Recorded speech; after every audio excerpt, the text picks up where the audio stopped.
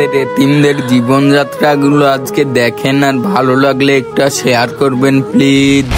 Good morning আমার বন্ধুরা, সবাই কেমন আছেন? নানান কষ্টে থাকলেও কিন্তু আমি হাসি মুখে বাঁচার চেষ্টা করি। আর আজকে দেখাবো আমি সকালবেলায় উঠে কি কি করি। তো সকালে ঘুম থেকে উঠে ফার্স্টেই আমি নিজের কাজগুলো নিজে করতে পছন্দ করি। তো ফার্স্টে বললাম আমি আমার বিছানাটা গুছিয়ে নিই, বিছানাটা ঝেড়ে নিই। আসলে দেখো আমার মা নেই, আর তোমরা তারপরেও আমাকে কিন্তু অনেকেই বলো যে প্রতিবন্ধী ন্যাংরা খুড়া, তুই প্রতিবন্ধী। আমার কমেন্ট বক্সে অনেকেই বলো। তোমাদের সেই কথাতে কান দিয়ে আমার লাভ নেই, কারণ আমার বটগাছের মতো ছায়া আমার বাবা আছে, আমাকে সব সময় তার কুচার তলে আগলে নিয়ে থাকে। বিছানা ঝাড়া হয়ে গেলে আমার বাক্সটা অনেক বেশি নোংরা হয়ে গেছে। তো বাক্সের ওপরে ভাতের প্লেট রাখা ছিল, তো প্লেটটা আমি টেবিলের ওপরে রাখার পরে বাক্সর চাদরটাকেও একটু ঝেড়ে নিলাম, কারণ ঘর দুয়ার নোংরা থাকলে দেখতে ভালো লাগে না। একজন মানুষ যখন বাইরে থেকে আসবে তখন অনেক বেশি খারাপ বলবে।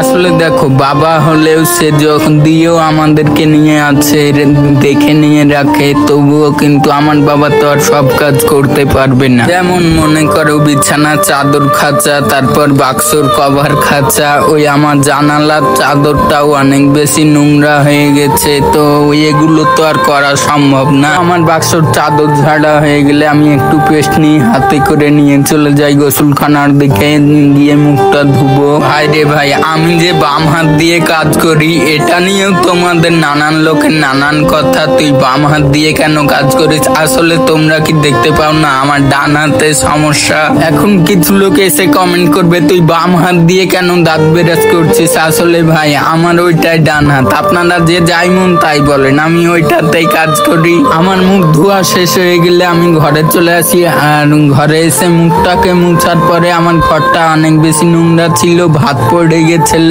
তার জন্য আমি কুড়িয়ে নিলাম। কুড়াইলে ঘর বাড়ি কুড়াইলে দেখতে সুন্দর লাগে, এই কারণে একটু ঝাড়ু দিয়ে নিচ্ছিলাম। আপনাদের সকলের কাছে আমার একটা আবদার, যে যেখান থেকেই আমার ভিডিওটা দেখছেন, ফেসবুক থেকে দেখলে ফলো করে দিবেন, টিকটক থেকে দেখলেও ফলো করে দিবেন, ইউটিউব থেকে যারা দেখবেন তারাও একটু চ্যানেলটা সাবস্ক্রাইব করে দিবেন, এন্ড পাশে থাকা বেল আইকনটি বাজিয়ে রাখবেন। আমার ঘরে কিন্তু বুট ভিজানো থাকে, আমি প্রতিদিন সকালে উঠে বুট খাই। আপনারাও সবাই বুট খাবেন, বুট খেলেও অনেক উপকার আছে, শরীরের জন্য উপকার। আমার মা না থাকায় আমরা কোন বেলা খাই কোন বেলা না খেয়েই কাটিয়ে দিই, আমাদের কোনো ঠিক নেই। তো আজকে আমার আব্বু সকাল বেলাতেই রান্না করেছে, তো ভাত খেতে ডাকছে, তাই আমি বললাম যে আগে বুটগুলো খাওয়া হয়ে গেলে আমি ভাত খেয়ে নিলাম। ভাত আসলে আমার আব্বু তরকারি কিন্তু অনেক সুন্দর করে রান্না করে। সবাই ভালো থাকবেন।